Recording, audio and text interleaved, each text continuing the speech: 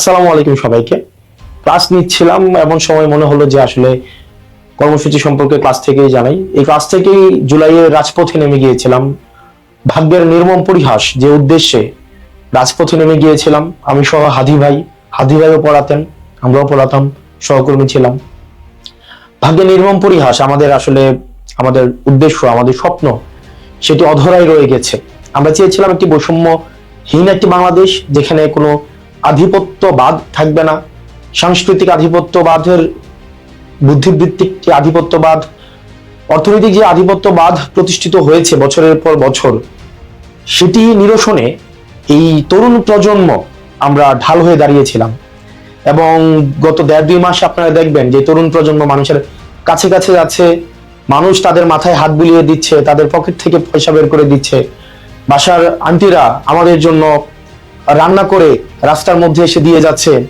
আমাদের রেমিটেন্স যোদ্ধা যে ভাইয়েরা রয়েছে বিদেশে কষ্ট করে অর্থ উপার্জন করে, তারা বাসায় ফোন দিয়ে বলে দিচ্ছে যে হাসনাত, হাদিরা বা আমরা যারা তরুণ প্রজন্ম আছি, যে তারা নির্বাচনী কার্যক্রমে গিয়েছে, তাদেরকে তোমরা সহায়তা করো।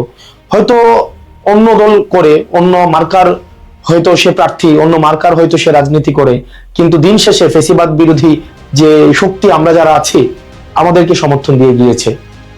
এই যে আমরা তরুণ প্রজন্ম, মাথা নত না করা তরুণ প্রজন্ম, যারা আমরা এস্টাবলিশমেন্টের কাছে কম্প্রোমাইজ করি নাই, যারা বিদেশি শক্তির কাছে আমরা যারা কম্প্রোমাইজ করি নাই, আমরা এই তরুণ প্রজন্ম আমরা আনকম্প্রোমাইজিং একটা ক্যারেক্টার হিসেবে আপনাদের বাংলাদেশে আমরা আবির্ভূত হতে চাচ্ছিলাম। সেই জায়গায় সেটির বলি হতে হয়েছে হাদি ভাইকে পরিকল্পিতভাবে গুলি করার মধ্য দিয়ে আমাদের এই তরুণ প্রজন্মকে একটা ভয় দেখানোর চেষ্টা করা হয়েছে। কিন্তু হাদি ভাইয়ের রক্তের শপথ, আমাদের এই যারা জুলাইয়ে যারা রক্ত দিয়েছে, জীবন দিয়েছে, আহত হয়েছে, 71-এ যারা রক্ত দিয়েছে, জীবন দিয়েছে, আহত হয়েছে, সম্ভ্রম হারিয়েছে, 47-এ যারা আজাদির আকাঙ্ক্ষায় যারা জীবন দিয়েছে, রক্ত দিয়েছে, এই আজাদির সিলসিলা অব্যাহত রাখার জন্য আমরা আবার রাজপথে নেমে আসব, মানুষের কাছে যাব, মানুষের এই আজাদির স্বপ্ন আমরা শহর থেকে গ্রামে আমরা পৌঁছে দিব। সেই আজাদির স্বপ্ন, ইনসাফের স্বপ্ন, সেই মানবাধিকারের যে স্বপ্ন, আমরা একটা বৈষম্যহীন সমাজের যে স্বপ্ন আমরা দেখেছি, সেই স্বপ্নের আকাঙ্ক্ষা আমরা শহর থেকে গ্রামে পৌঁছে দেওয়ার জন্য আবার আমরা আগামীকাল থেকে আমাদের যাত্রা অব্যাহত আমরা রাখবো। এবং আমরা আগামীকাল আমরা শুরু করব, আমরা এলাহাবাদ ইউনিয়ন দিয়ে শুরু করব 17 তারিখ। 18 তারিখ আমরা চলে যাব জাফরগঞ্জ ইউনিয়ন, আমরা চলে যাব জাফরগঞ্জ ইউনিয়নের পরে আমরা 19 তারিখ আমরা ফতেহাবাদ ইউনিয়ন, আমরা 19 তারিখ থাকবো। আমরা 20 তারিখ থাকবো সুবিল ইউনিয়নে। পরবর্তী যে ইউনিয়নটি আমরা 21 তারিখ থাকবো আমাদের রসুলপুর ইউনিয়নে, যে ইউনিয়নে আমি জন্মগ্রহণ করেছি সেই ইউনিয়নে। 21 তারিখ আমরা ইউসুফপুর ইউনিয়নে আমরা পদযাত্রা নিয়ে থাকবো, আধিপত্যবাদ বিরোধী পদযাত্রা। আমরা 22 তারিখ বড়সালগড় ইউনিয়নে থাকবো। আমরা তার পরবর্তীতে 23 তারিখে আমরা বড়সালগড় ইউনিয়ন কমপ্লিট না করতে পারলে আমরা বড়সালগড় ইউনিয়নে 23 তারিখ থাকবো। 24 তারিখ গুনাইগড় উত্তর ইউনিয়ন এবং 25 তারিখও গুনাইগড় উত্তর ইউনিয়ন আমরা থাকবো। আপনারা যারা আছেন আমাদের জানেন, আমাদের পিছনে কোনো বর্জুয়া গোষ্ঠী নাই, আমরা কারো কাছে মাথা নত করি নাই। আমাদের যে মূল শক্তি সেটা জনগণ, যেটা মূল শক্তি ফেসিবাদ বিরোধী জনগণ। আপনি যে রাজনীতি করেন না কেন, আপনি যে দলের রাজনীতি করেন না কেন, আমরা আপনাদের সহযোগিতা চাই। আমাদের নিবেদিত কোনো কর্মী নাই, আমাদের নিবেদিত কোনো দলীয় কোনো পেটুয়া বাহিনী নাই, আমাদের পিছনে কোনো বর্জুয়া কোনো ব্যবসায়িক কোনো অর্থনৈতিক শক্তি নাই। আমরা শক্তি রেখেছি, বিশ্বাস রেখেছি, আস্থা রেখেছি যে মা এসে আমাদের পকেটে টাকা গুছিয়ে দিয়ে যায়, সে মায়ের প্রতি আমরা আস্থা রেখেছি, আমাদের রেমিটেন্স যোদ্ধা ভাইদের প্রতি আমরা আস্থা রেখেছি, আমার শিক্ষার্থীদের প্রতি আমরা আস্থা রেখেছি, খেটে খাওয়া মানুষদের প্রতি আমরা আস্থা রেখেছি, 9টা থেকে 5টায় যারা অফিসে যায়, যারা বাংলাদেশ বিনির্মাণে যারা স্বপ্ন দেখেছে তাদের প্রতি, আলেম ওলামাদের প্রতি আমরা আস্থা রেখেছি।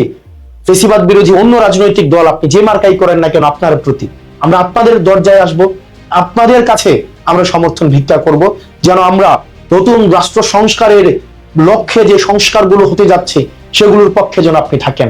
আমরা আপনার দরবারে আসব, আমরা আপনার ঘরে আসব, আপনি যে রাজনৈতিক দলেরই সমর্থক হন না কেন, নেতাকর্মী হন না কেন, আমরা আপনাদের কাছে এসে আপনাদের সমর্থনের জন্য আমরা আপনাদের কাছে আসব, যাতে করে আপনাদের সবাইকে সাথে নিয়ে আমরা একটা নতুন বাংলাদেশ বিনির্মাণ করতে পারি।